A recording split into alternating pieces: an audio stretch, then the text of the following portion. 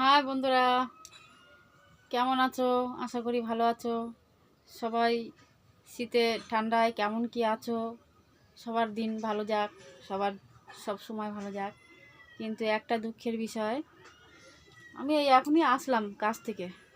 মানে ঠান্ডা লাগছে বলে এটা আবার জড়িয়ে রেখেছি, সোয়েটারটা খুলে ফেলেছি এসে।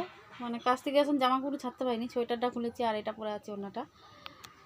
ওই আমার ঠাকুর, ওই যে সন্ধে দেওয়া হয়েছে। ঠাকুরকে বলি, ঠাকুর তুমি এমন কষ্ট কাউকে দিও না, যাতে সবাই কষ্ট পায় বেশি করে, এরকম কষ্ট দিও না।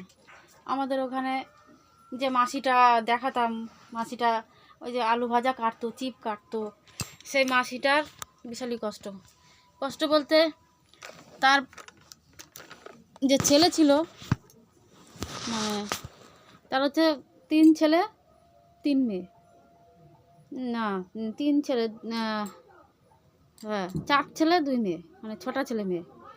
আগে একটা ছেলে একটা মেয়ে আগুনে পুড়ে একজন মরে গেছে, বিষ খেয়ে একজন মরে গেছে, 18 বছর 16-15 বছর এরকম বয়সে। এখন এই বৃদ্ধ বয়সে এই পরশু দিন, তার আগের দিন, মানে 3 দিন 4 দিন হয়েছে, আমরা জানতাম না। ওই মাসের হয়তো শরীর খারাপ হয়েছে, তার জন্য আসতে পারছে না।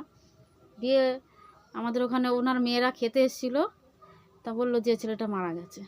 এবার এটা সহ্য করার মতো না, ওনার বয়স হয়ে গেছে, ওনার স্বামীর বয়স হয়ে গেছে, তা স্বামীও বাড়িতে আছে, উনিও আছে। উনি থাকতে ছেলে যদি মায়ের আগে চলে যায়, আজকে মায়ের সৎ কাজ কে করবে?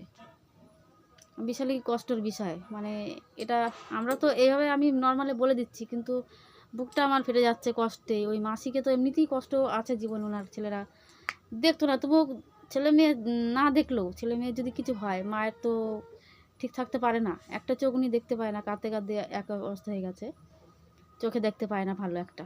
আবার যদি এখন কান্নাকাটি করে, উনি একবারে ভেঙে পড়বে। এখন আর মানে নিজের পায়ে যে দাঁড়াতে পারবে না। তাই মন মেজাজ ভালো নেই বলে ভিডিও করতে পারছি না, আপডেট দিতে পারছি না। মন মেজাজটা একটু খারাপ আছে। উনি সবসময় থাকতো আমাদেরকে, সবসময় মানে ভালো কথা বলতো, ভালোবাসতে মেয়ের মতো, প্রচুর ভালোবাসে আমাকে, সবাইকে। আমরা যে যে কটা মেয়ে ছেলে কাজ করি, 10টা মেয়ে ছেলে কাজ করি, তার মধ্যে একজন আশাদির শ্বশুর মারা গেল, ওর স্বামী মারা গেছে, তারপর শ্বশুর মারা গেল, এখন শ্বশুরের কাজ ওর ছেলে করছে। আমাদের ওখানে বিশালই মানে একটার পর একটা অবস্থা হচ্ছে। আমরা যে কটা মেয়ে ছেলে কাজ করছি, একজন একজন বিপদ থাকছেই। তা ওখানে এক জায়গায় কাজ করি এতদিন ধরে, আমি 6-7 বছর হয়ে গেল ওখানে কাজ করছি, একটার পর একটা বিপদ হচ্ছে।